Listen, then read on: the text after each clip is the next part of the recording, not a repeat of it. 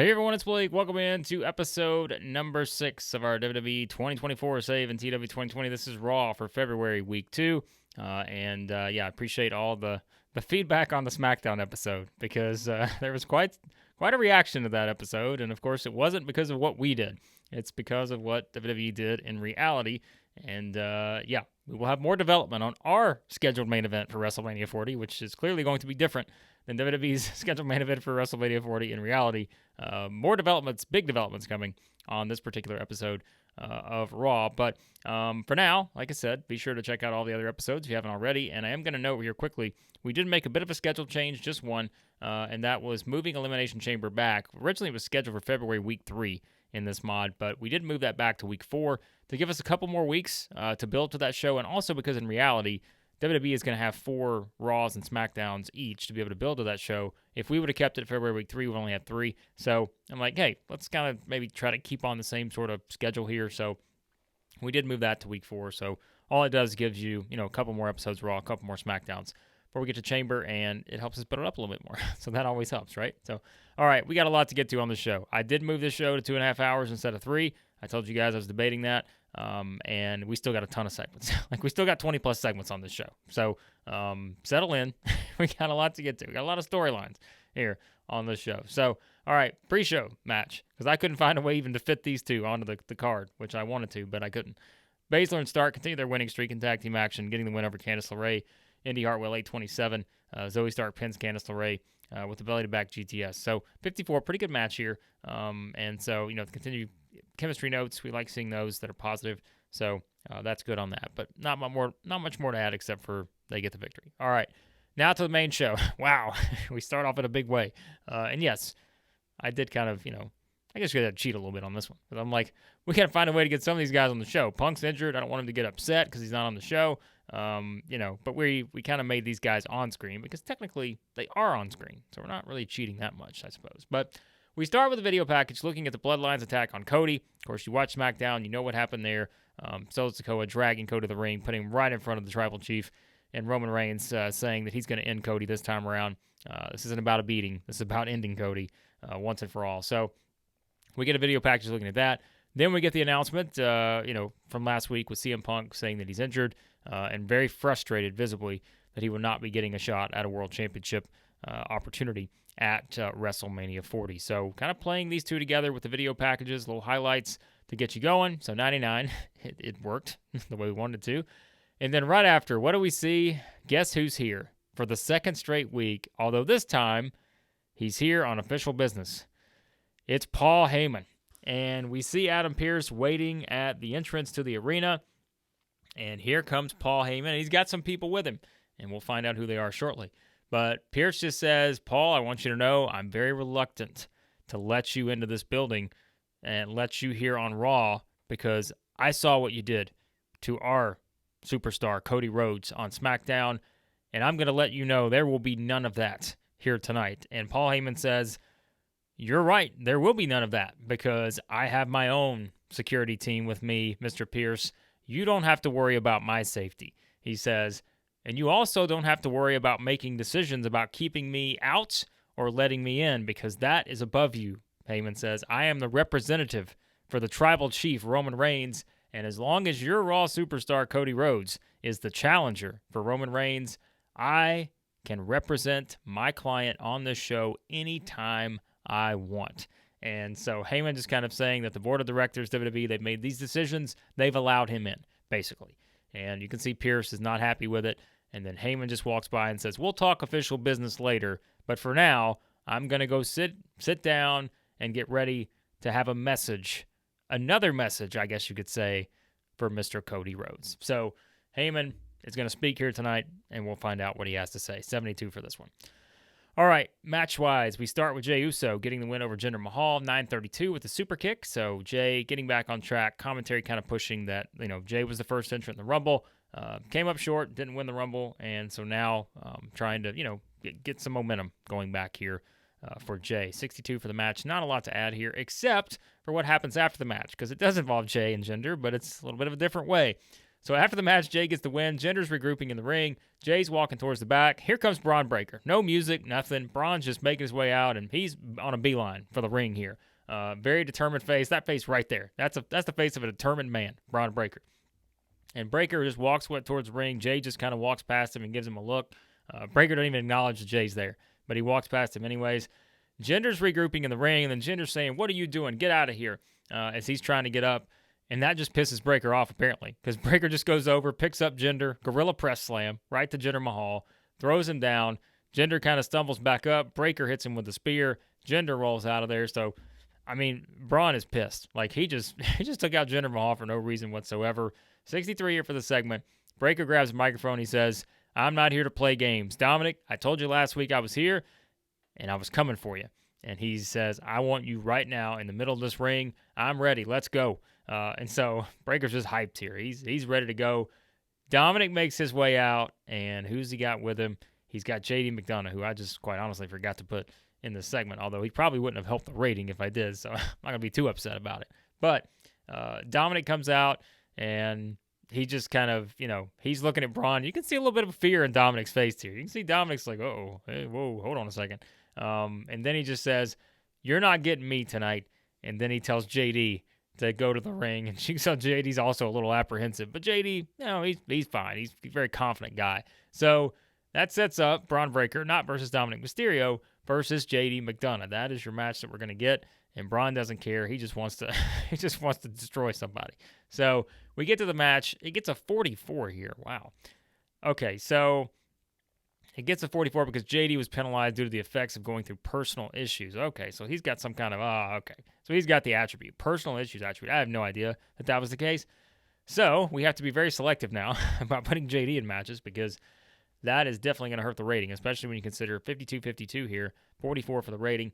Did not do well, but they did have pretty good chemistry. So without that, this thing could have did pretty well, but it didn't. And as you see the result, you know what's happening here.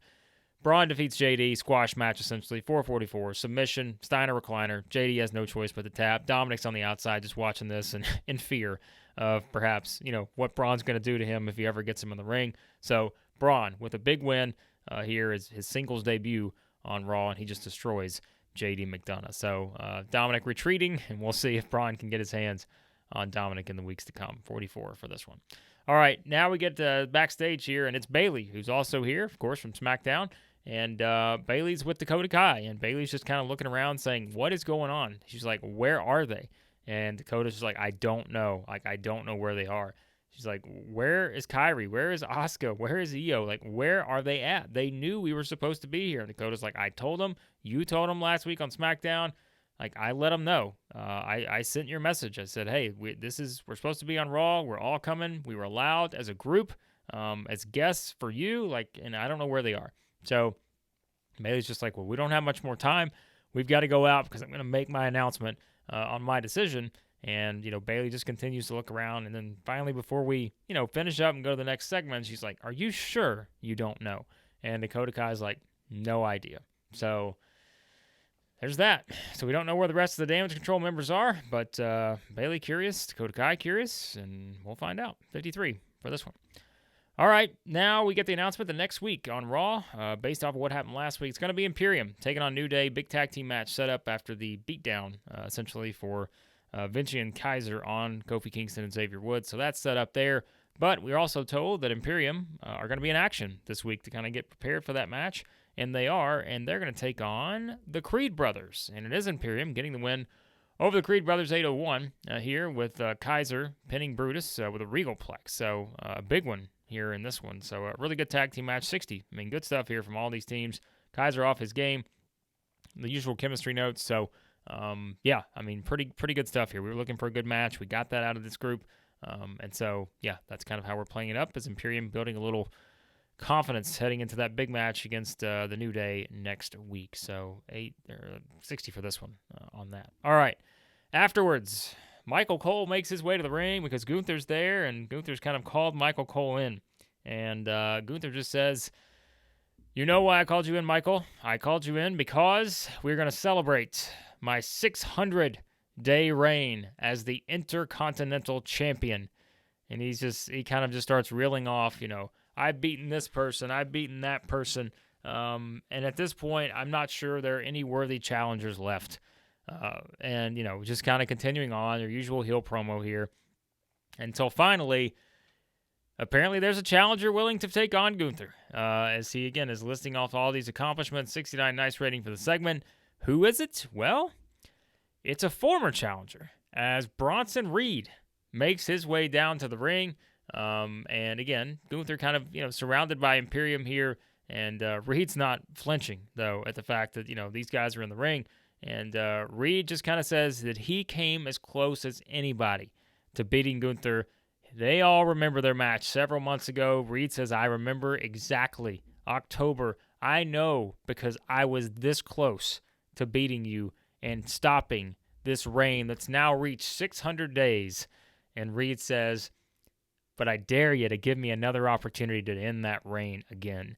And so Bronson Reed basically wanting another shot at Gunther here. And, Gunther just kind of staring him up and down, realizing, hey, Bronson Reed's a big man, and he remembers last time. These two it was a hoss fight. I'm a big fan of the hoss fight. This was a hoss fight last time. These two just kind of beat the hell out of each other on Raw. Again, this was back in October. And so Reed just says, how about you give me another shot? And how about you do it in my territory? So and we know where this is headed, right? Elimination Chamber, Australia. And so Reed throwing down the challenge to Gunther in Australia.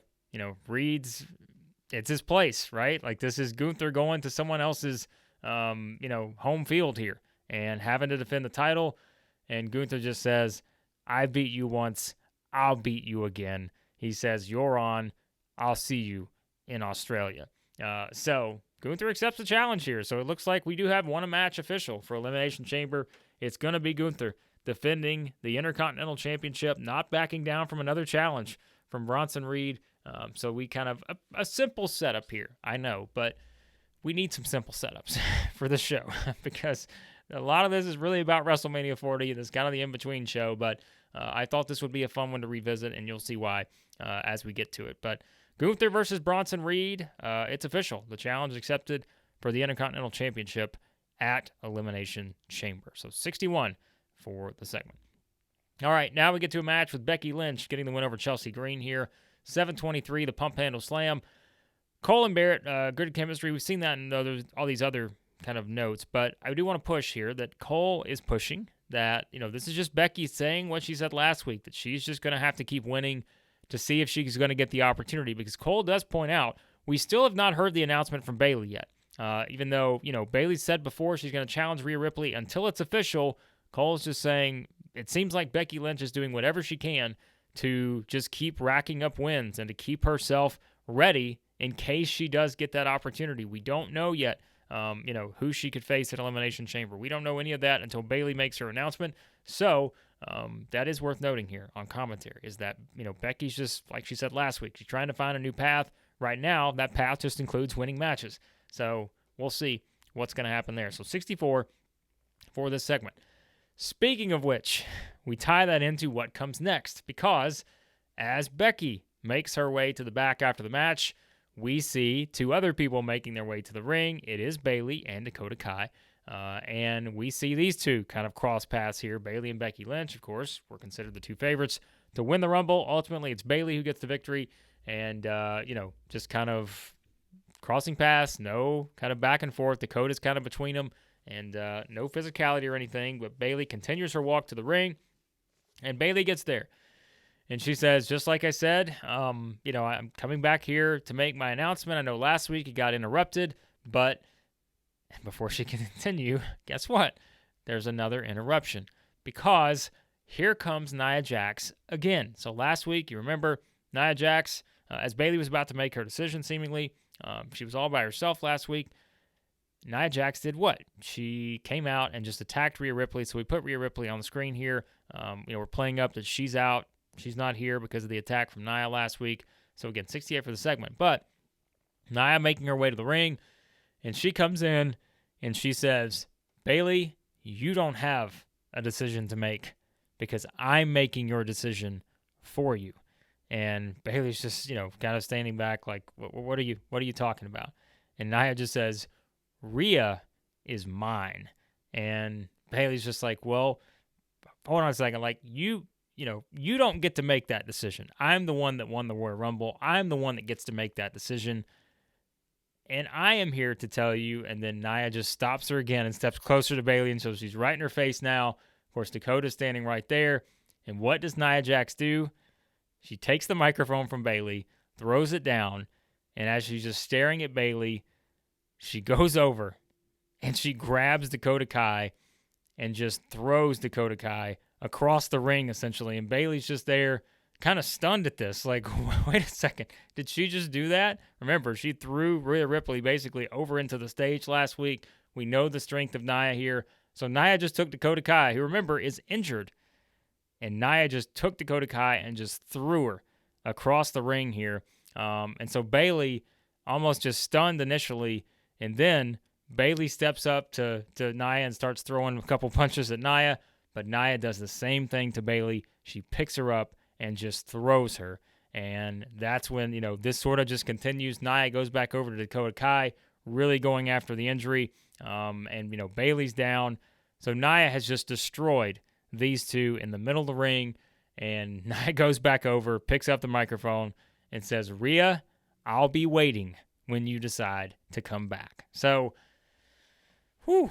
well, we still don't get the decision from Bayley, but Nia Jax has just beaten down and injured Dakota Kai, and then beaten down Bayley, who was here to make her announcement.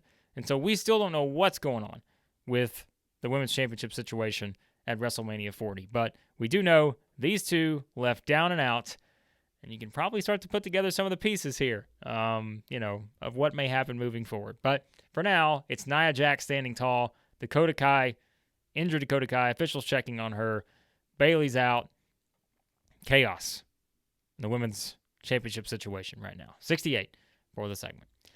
All right, here we go. Now we get backstage, and it's Adam Pearce, and he is with Sami Zayn. And Adam Pearce says, Sami, we got a lot going on tonight, but I wanted to make sure that you heard it from me. I want to apologize to you for the referee error last week in the main event of Raw.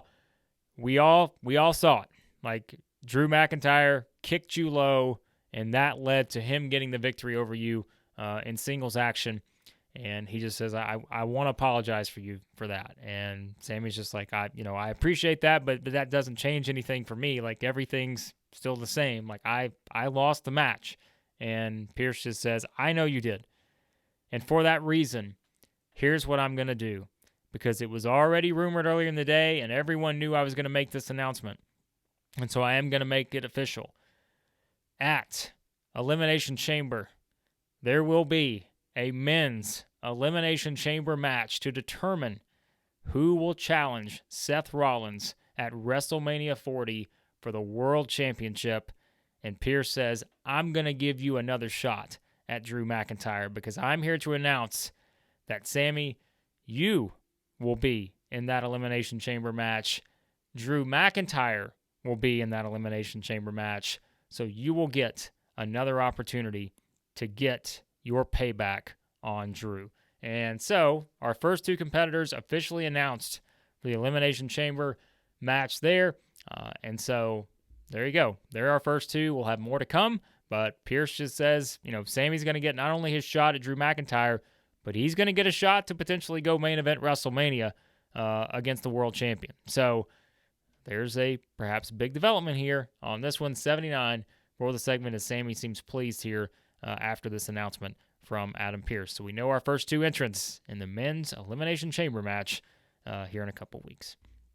All right, then we get a singles match here. The Miz gets the win over Veer. 52 for this one. Skull-crushing finale. Not much more to add on this. Did need to get the Miz in action for a reason, but you won't know what that reason is probably until next week. So Miz gets the win over Veer here in just singles action again. All right, so now's the time. Paul Heyman said earlier he had something to say, and he does have something to say. And here comes Paul Heyman. He makes his way out, 88 for the segment here, so good stuff. Of course, we're putting Cody on the screen because we need that pop for that. So Heyman says, he's surrounded by a security team, He says he's here to make this short and sweet because he doesn't want to be on Raw any more than you people want to be here. He says, because everyone wants to be where the head of the table, the tribal chief, Roman Reigns is, and he's not here on Monday Night Raw. And Heyman says, but someone is here on Monday Night Raw, but he's not tonight. And the reason why Cody Rhodes is not here tonight is because of the bloodline, is because of me. Because we are going to do exactly what Roman Reigns said we were going to do on SmackDown. Heyman says that was not a prediction, that was a spoiler. The bloodline want to reiterate our message, and we want to do it to all of you people watching Monday Night Raw. We're going to reiterate, and I'm going to do it right now, that we are not here to be part of this Cody Rhodes story, the American dream, all of this. No, we are here to finish Cody Rhodes' story, and we're going to finish it at WrestleMania 40 if, Heyman says, that match ever takes place. Because, Cody, we are going to make your life a living hell for the next 2 months until you step into the ring with the tribal chief himself, Roman Reigns. So, basically, Heyman just, again, delivering the message here that was not a prediction. What Roman Reigns said, that was the spoiler, and that the bloodline are plain as day out to not only beat Cody Rhodes, to finish Cody Rhodes and his story once and for all. So just, again, kind of Heyman playing this up, knowing he has the luxury to come to Raw, taunt a man who's been injured and is not here. All the heel shenanigans from Paul Heyman here with a huge smile on his face as he exits the ring. So 88 for this segment. All right, then we get a little backstage action here as it is the Judgment Day, and they are all frustrated except for one person. So we have basically the Judgment Day airing their frustrations with everything that's going on. Priest is talking about everything that happened to Rhea. She's not here tonight. Finn's pissed about that. So they're talking about the frustrations, but then Priest goes into, R-Truth, I'm frustrated with you after last week. Like, you can't be getting in it, putting us in a position to lose our championship. So Balor's also frustrated about that too. Dominic's pissed off because of what happened earlier with Braun Breaker. Of course, JD is as well. He's kind of recovering from the beating he took in 5 minutes from Braun Breaker. So it's a lot of, down Judgment Day here. Like, they are not very, pleasing to be around at this moment. But Truth continues his ways. Like, he's trying to calm them down. He's like, guys, it's going to be okay. Like, we got a big match tonight. And Truth just kind of reminds him that, he's excited to team up with Dominic and JD tonight in a 6-man tag. And Priest just rolls his eyes because he's like, Truth, you are teaming with us. You are teaming with me and Finn in 6-man tag team action tonight.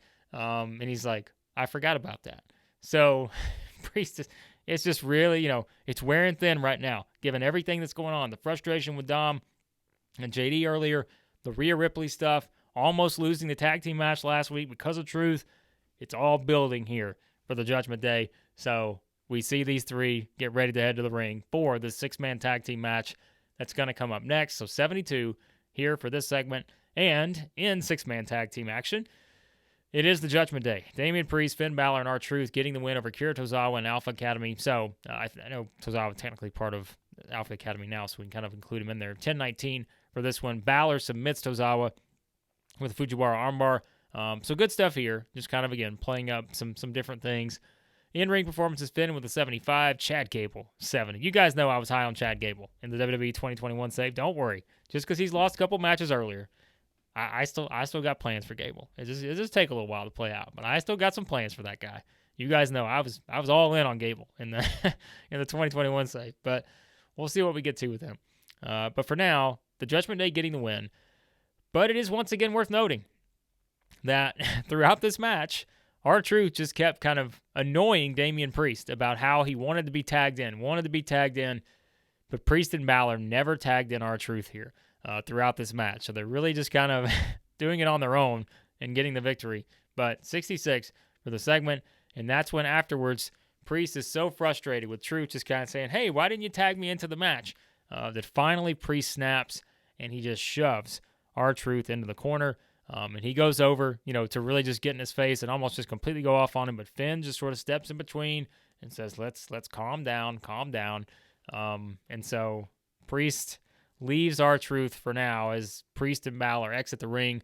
Truth just kind of standing there on his own, trying to figure out what's happening here. So the storyline continues, the Judgment Day drama, and everything kind of boiling over here, given, whether it's the Rhea stuff, the Dom stuff, the Truth stuff, everything boiling over for the Judgment Day right now. 66 for the segment. All right, we also get an announcement that Michael Cole says there are rumors that are true. Jade Cargill will be here next week at Raw, and Cole says you've all seen the reports.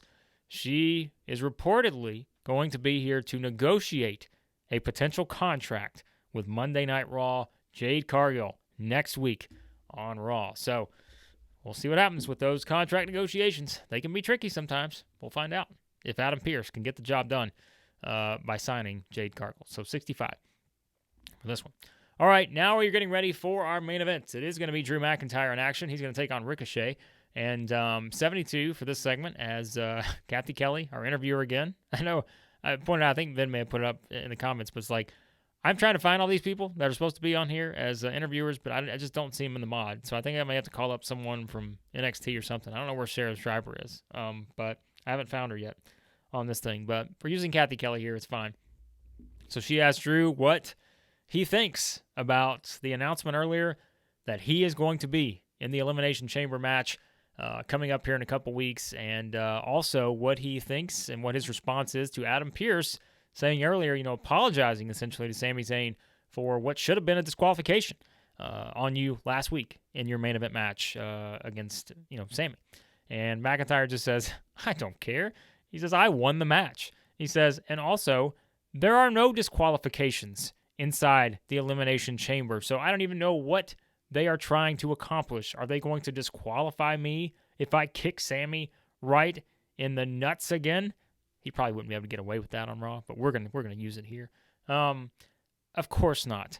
I will do anything it takes to win, and as I've said for a long time now, I will do anything to get that World Championship back around my waist, and it all starts at the Elimination Chamber. So McIntyre making it clear he doesn't care. He'll do whatever he has to do to get the job done at this point. So 72 for the segment, and that does lead us to our main event. And 78, not bad here. I may have liked it to be a little bit better as the main event match, but look, Ricochet's in it.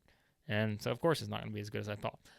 That is you guys, if you're watching this for the first time, you didn't watch the 2101 save, that's a little kind of bonus for the 2021 viewers, because they remember Ricochet was a thorn in the side of everybody, seemingly, in that save. We'd get emails every week from either Steve Austin, who was our Raw GM, or everybody else, like, just do something with this Ricochet guy. We don't like him. I don't know why I didn't like Ricochet, but no one would ever get on his side for some reason. So we don't hate Ricochet. We were playing a joke there based on that save. But Drew, of course, gets the win over Ricochet. He's not beating Drew. Drew gets the win. How does he do it? He does it again. Like, get a little kick and then a little ropes for leverage. Like, Drew doesn't care. He'll do whatever it takes. He just said that. And so Drew this man is a little worrisome right now, what Drew is willing to do here. So we'll find out. But 78 for this one on there. And so, yeah. Now, afterwards, we're not finished because we have to get to something. Now, remember earlier, Paul Heyman said he's got to finish a little official business with Adam Pearce before he leaves the building, essentially. So that's what we're playing up here. And so the visual is we see Paul Heyman leaving Adam Pearce's office, and it's just a long sort of hallway. So, no one's back there. Everyone's out of here. The main event's over. Okay, great. And so we see Paul Heyman leaving Adam Pearce's office surrounded by a security team. And then who do we see pop up as Paul Heyman turns the corner to make his way towards the exit? Well, it's Seth Rollins, who, by the way, I forgot to mention earlier. I did want to justify this. You guys know I try to be very detailed. I did forget to mention earlier something we should have said in the Damian Priest promo with Judgment Day backstage, is that Priest was pointing out, and I just forgot to add it, that he was also frustrated by the fact that essentially Seth Rollins is hiding from it, is what Damian Priest was saying. And so he couldn't find Rollins because, again, why wouldn't he be trying to find Rollins right now as the Money in the Bank holder, and Rollins is injured? So we were playing that up that, kind of for whatever reason, Priest is trying to get through all the frustrations because he wants to focus on Seth Rollins. That was kind of the bigger point. I just didn't do a good job of that earlier. But that's how we're playing it in the story. But as Paul Heyman is walking around the corner towards the exit, here's Seth Rollins. So Rollins is here, and he just gets up in Heyman's face. So, of course, the security team's there, and they're kind of surrounding right now. And Rollins just says, I don't want any trouble. And then he just looks at Paul Heyman, and Rollins just is right there, face-to-face with Paul Heyman, and he just starts laughing right in his face as Heyman's just kind of looking at Rollins like, what is he doing? And Rollins just laughing right in Paul Heyman's face. And then Seth steps out of the way. So Heyman continues his walk here. Security with him. Rollins turns around. He's watching Heyman walk away. So Heyman turns the other corner here. He's making his way towards the exit. A couple corners he's got to get through. He turns the corner this time. 83 for this segment. And who is standing there? It's Sami Zayn. So this gets a 90. So, wow, tremendous stuff here. So Paul Heyman turns the corner, and here's Sami. So now you can see Heyman's he's a little flustered after Seth just laughed in his face. Now he's face-to-face with Sami Zayn. And we all know the history here with Sami Zayn and the Bloodline.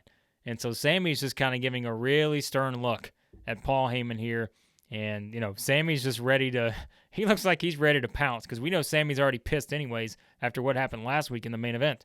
But Sami's just giving a really hard look at Paul Heyman here. And he also gets up in Paul Heyman's face until Sami just takes his hands and just sort of says, go on. So Heyman even more visibly flustered right now, guys. Like he's rattled at this point. So Heyman just takes a deep breath and he's like, oh. And so he's almost to the exit when he realized there's someone else as he turns the corner. And who is the last person waiting for him as Paul Heyman is about to make his way out of the arena? In a 94, it is Jey Uso as Jey is waiting. And Heyman Heyman has seen a ghost here, right? Like Jey Uso standing right in front of Paul Heyman. Heyman has the security around him. But even Heyman knows this is not a situation he wants to be in. And Jey walks up to Heyman just like Rollins did, just like Zayn did. And Jey just says, I got a message for you, Us. You tell those guys I'm not finished with them yet. And so that's Jey's message here. And he gives it to Paul Heyman. And Heyman, again, looks like he is just about to, he doesn't know what to do. And then Jey just walks past Paul Heyman. And Heyman just turns around again with this huge, fearful look on his face as he's just seen essentially all the ghosts of Christmas past here for the Bloodline. Seth Rollins, Sami Zayn, and Jey Uso, who says he's not finished with them yet. So 94 for this segment. That's how we finish this edition of Raw. We get a 77. Of course we're going to lose popularity because we still don't have enough interesting storylines going on. I'm trying, guys. I've put a lot of storylines in place. I think we probably got 4 that are hitting the 70 threshold right now. My guess is obviously one of them is the Bloodline, Drew, Sami, Breaker, and I think probably may have gotten close, although probably not at this point. The Judgment Day stuff is probably close as well. I think it's probably at 70, but just not enough there right now. To meet that threshold. So we're trying. We got some stuff in motion on SmackDown, but they're all doing like mid-60s. They're not hitting 70 yet. So that hurts a little bit. But it's okay. We're the number one company in the world. We got millions and millions of dollars. We lose a little popularity in some regions to start the game world. We're okay. We'll make up for it. This is the building phase of this series. So there you go. That was Raw. I know that was a long edition, but as you saw, we had a lot thrown in there. A lot of storyline advancement, but I'd be lying if I said I didn't enjoy the final sequence there with Paul Heyman. So there you go. Let's see what we get to before we wrap up. All right, so that was Raw. Positive show. Not too bad here. And then, there's just so much going on over here. I don't even know what to focus on. But just as though a lot's happening on the indies, apparently. So, all right, so we're going to do drug test fees here on that. Raw got a 2.94. That's pretty good. So we'll take that. I don't even remember actually what this is. So therefore, I'm not going to pull it up because I don't remember what it is. I don't remember trying to sign anybody. There may be somebody I'm not thinking of. We'll figure it out. But anyways, I appreciate you guys as always. Be sure to like, share, subscribe, all that good stuff. Hope you enjoyed that Raw. These Raws are going to be longer than SmackDown for obvious reasons, but just because we have so much to put into the 2.5 hour show or whatever. Oh, I see here. PWG hired Mercedes Moné, by the way. So, okay. Well, that's interesting. Anyways, so again, these shows are a little bit longer, and we like to build up things in the early going to give you all the backstory, story-wise. So, yeah, I appreciate you guys having some fun with me on some of these longer shows. But, again, check out everything else on the channel. WWE 2021 save. If you want to see all of our jokes about Ricochet, you can go back and watch that save and see what we're talking about. Check out all the C-Verse stuff. The TCW save still going as well. We're almost to Total Mayhem, our biggest pay-per-view of the year in that one. So if you want to jump into some C-Verse stuff, you can do it with that series, 30-plus episodes into that. And again, I appreciate you guys as always. And on the next episode of our WWE 2024 save, it will be SmackDown for February, week 2.